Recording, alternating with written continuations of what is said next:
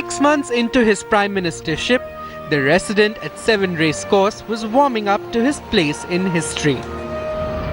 Through the Delhi chill of the first 2 winter months of 2015, Narendra Damodar Das Modi, Prime Minister of India, was seen receiving foreign guests and gathering invitations.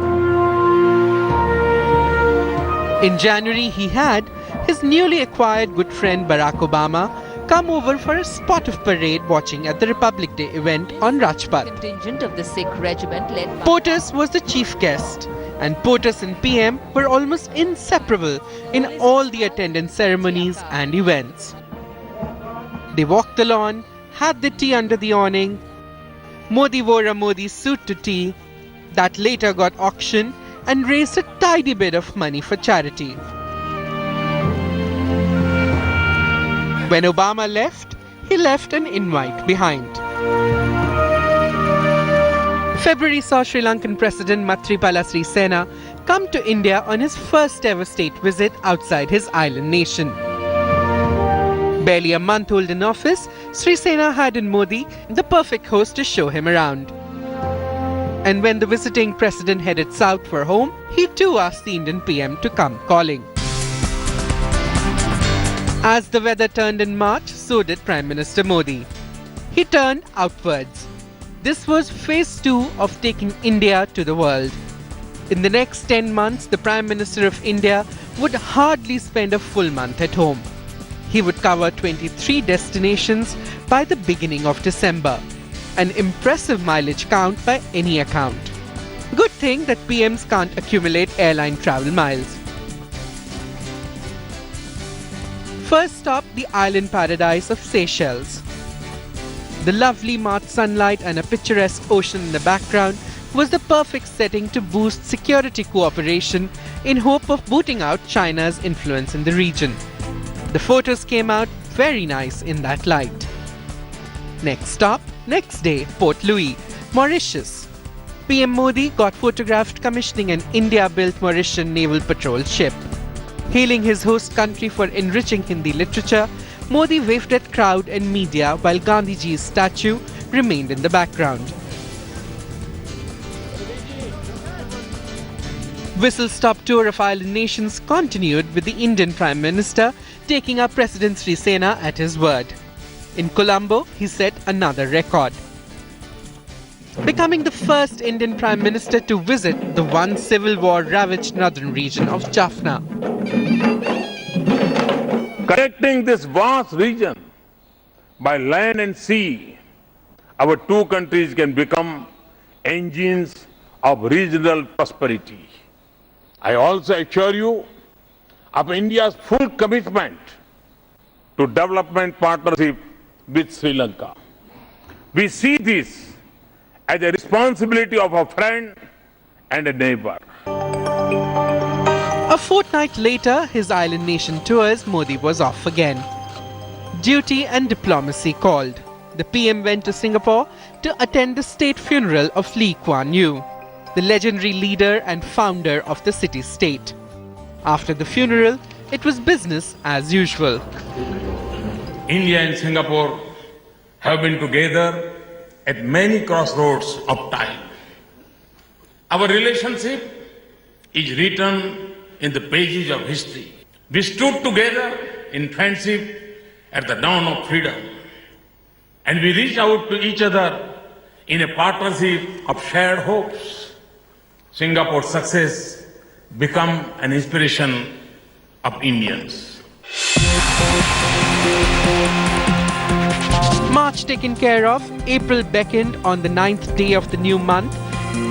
The Prime Minister was off again on a 9-day, 3-nation tour that started from France, ended in Vancouver of Canada.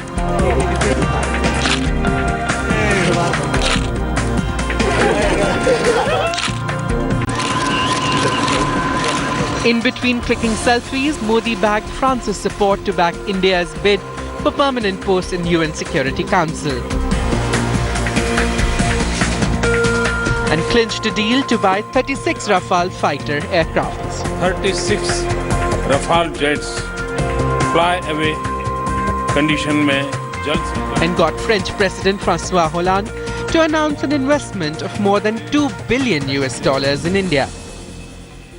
Monsieur le Premier ministre, je suis très sensible aux annonces que vous avez pu faire cet après-midi ici à Paris, en matière d'énergie, d'espace, de développement durable et de défense.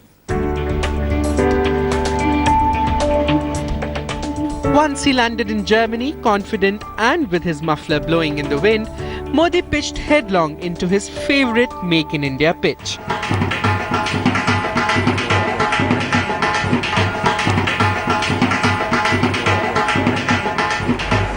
Seeking to learn from Germany's leading role as a manufacturing hub in Europe. Today, I come to seek German partnership in my own mission to open up India's seamless economy potential. To the industry of the world that has assembled here today, I say that we have no special bias for our host today. India is open and ready to embrace the whole world.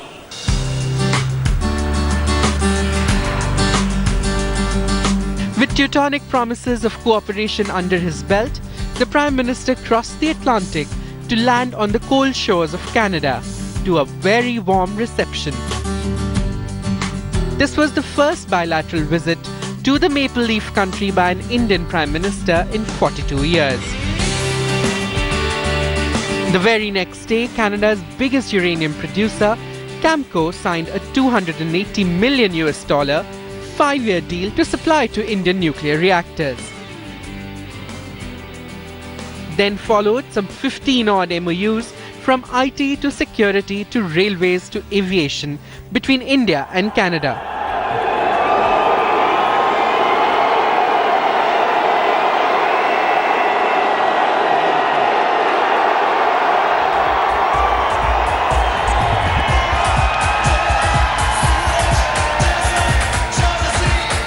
At the end of so much of hard work, Narendra Modi rocked like a rock star at the Ricoh Coliseum stage in Toronto.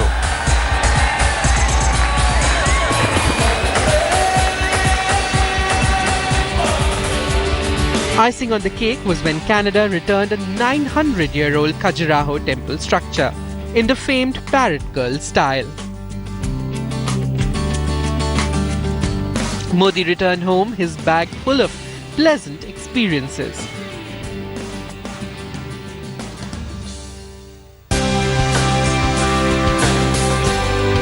A month was all that he got to stay at home. The lure of the Orient got him packing his bags, and on the 14th of May, amid much fanfare, Narendra Modi set sail. Or rather took wings for his Mandarin quest that started from China and via Mongolia ended in South Korea.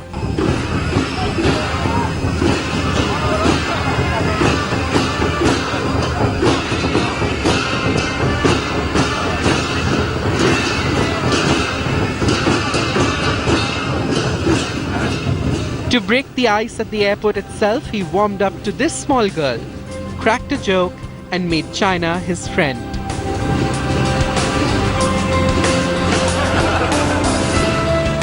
Over a dozen deals were done between India and China to boost skill development, cooperation in railways, mining, and other such serious business sectors.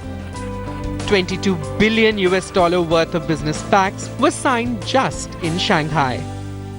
आखिरकार 30 साल में China कैसे बदला? रातों रात नहीं बदला है, 30 साल लगे और 30 साल तक उनका विकास दर दुनिया में सबसे तेज गति से था। उस ग्रोथ का परिणाम था कि चीन आज इन नई ऊंचाइयों पर अपने आप को ले गया। भारत को भी विकास दर को आगे बढ़ाना होगा, भारत को भी आर्थिक गतिविधियों को आगे बढ़ाना होगा, भारत को टेक्नोलॉजी में आगे बढ़ना होगा, भारत को रिसर्च एंड एनालिसिस में आगे बढ़ना पड़ेगा और एक बार इन नए युग की ओर हम आगे बढ़ेंगे, हम दुनिया को बहुत कुछ दे पाएंगे, इस विश्वास के साथ हम कदम उठा रहे हैं। While Modi was in China, the countries agreed to designate 2015 as the Visit India year and 2016 as the Visit China year. To mark the importance of the understanding, the PM announced e-visa facility for the Chinese who wanted to come visiting.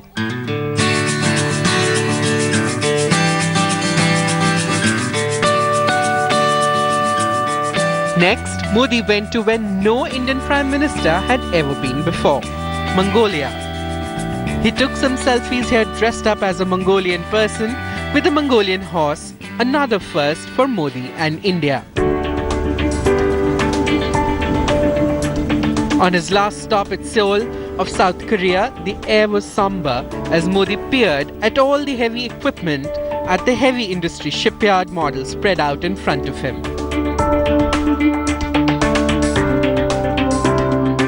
With the South Koreans, he inked 7 agreements before he agreed to leave for India. This time, he managed to stay just for half a month in India before he had to cross borders to settle a 41-year-old boundary dispute. Modi went to Dhaka, and with 2 Bengali powerhouses from either side of the divide, Sheikh Hasina of Bangladesh and Mamata Banerjee of West Bengal by his side, he resolved the Chit Mahal problem once and for all. The long festering enclave issue was to finally be over.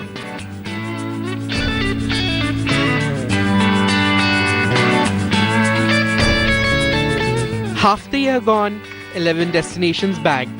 Prime Minister Modi decided to take a month-long break before going on a foreign tour again. Enough time for us to take a commercial break. But when we return, Narendra Modi would have gotten ready to cover the 13 remaining destinations of his 2015 target.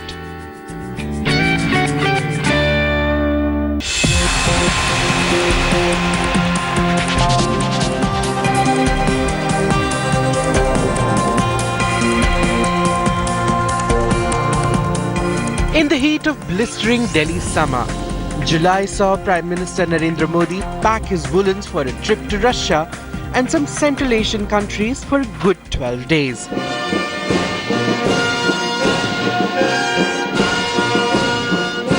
The Central Asian leg started from Tashkent, Uzbekistan and ended in Dushanbe in Tajikistan.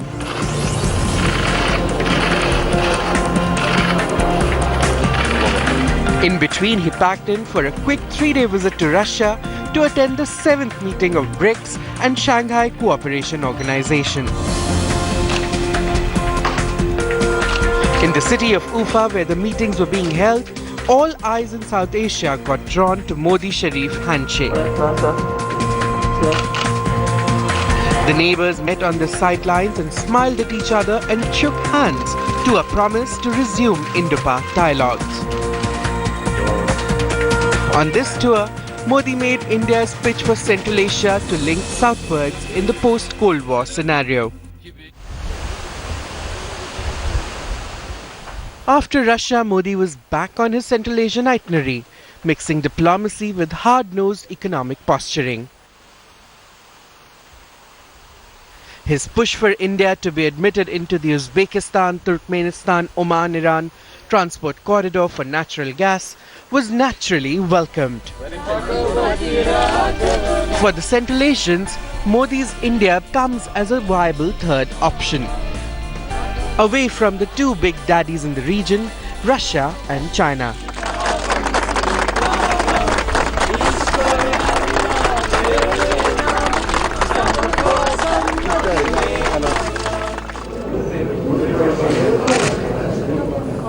Back from his Central Asian triumph, a month passed before the Prime Minister of India could leave home for some more international photo ops. This time, it was a quickie. Just a day-long state visit to United Arab Emirates. Terror, trade and outreach to the blue-collared Indian expatriate community were on his agenda, in between selfies and smiling handshakes and making history at mosques. He was home again in a mere 24-hour span.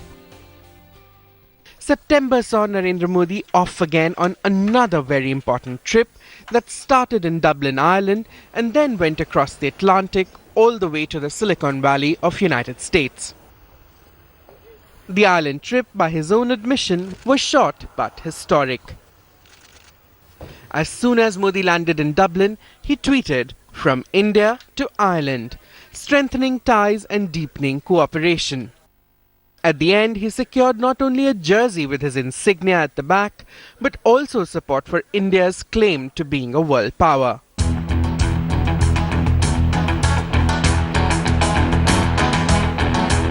When Modi crossed the Atlantic to reach the shores of United States, his first stop was United Nations in New York. I would be most fitting in the proposed memorial wall.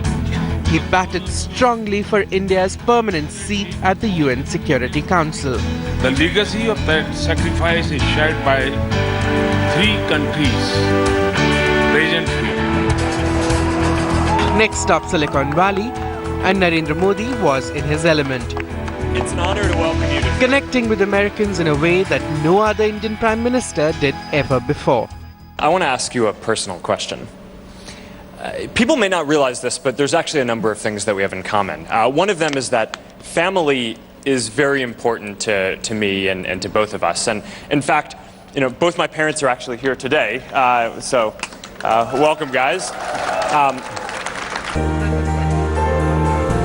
But in front of Modi, everyone pales into the background, even Mark Zuckerberg. अड़ोस पड़ोस के घरों में was that we used to go to houses, our neighbors' houses nearby.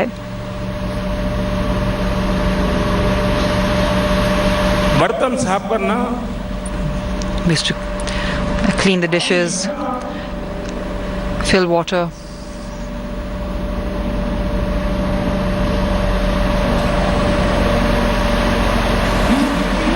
मजदूरी करना, Do hard chores.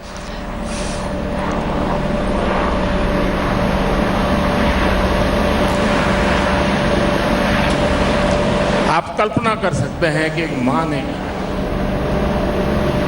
So you can imagine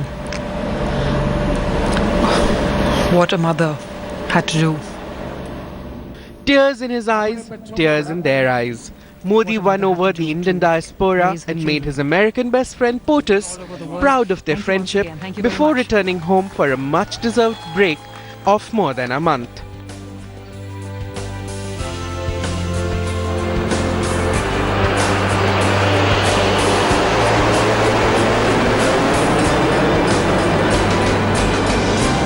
Mid-November, Modi went to London to meet the Queen, and what did he do there? He first stood witness to the installation of Mahatma's statue at London's iconic Parliament Square.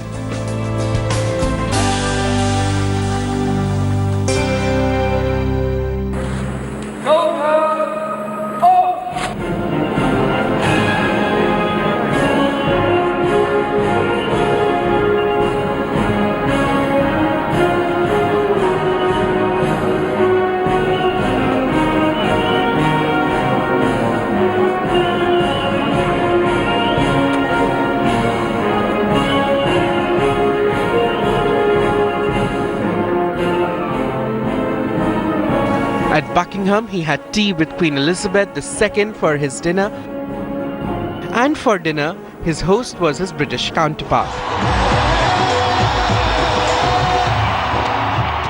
And then it was a total desi outing and classic Modi histrionics at the Wembley Stadium.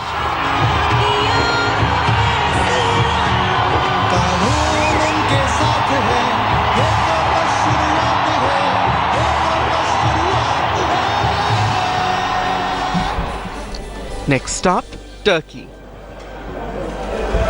In Turkey, he attended the G20 summit chaired by the Turkish president to discuss global economy, trade and climate change.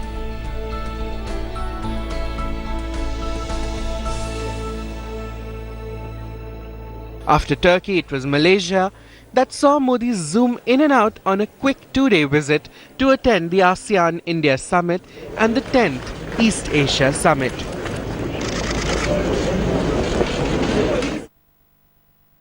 A short hop back home and then away from the polluted Delhi air to talk environment in Paris to declaw global climate change commitments.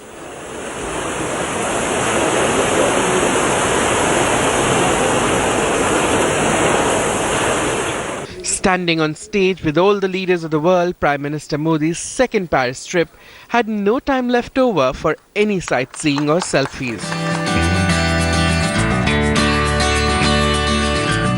As 2015 drew to a close, Modi still had 2 foreign destinations to wrap up before the year ran out. Moscow beckoned for the annual India-Russia bilateral talks that are held alternatively in Delhi and Moscow, and on his way back, a touchdown at Kabul. The last destination of 2015 to inaugurate the new Afghan parliament building built with India as assistant.